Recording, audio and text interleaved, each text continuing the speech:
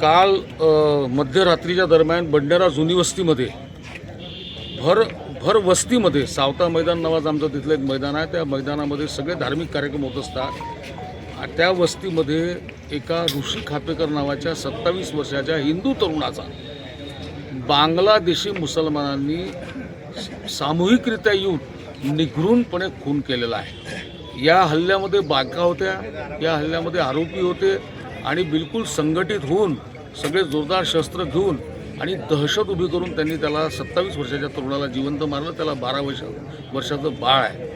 बंडारामध्ये ही संघटित गुन्हेगारी आता या बांगलादेशी मुसलमानांनी सुरू केलेली आहे. रजानगर, चमननगरच्या मागचा भाग, अल्मासनगरच्या मागचा भाग, या सगळ्या भागांमध्ये बांगलादेशी मुसलमान मोठ्या संख्येमध्ये आलेले आहे.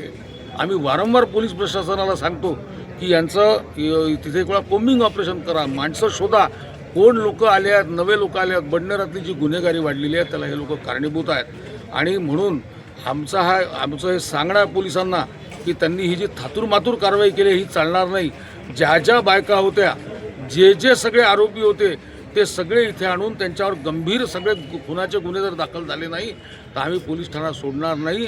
आम्ही देखील जर पोलीस अकार्यक्षमपणे काम करणार असतील तर आम्ही ईट का जवाब पत्थर से दिल्याशिवाय राहणार नाही.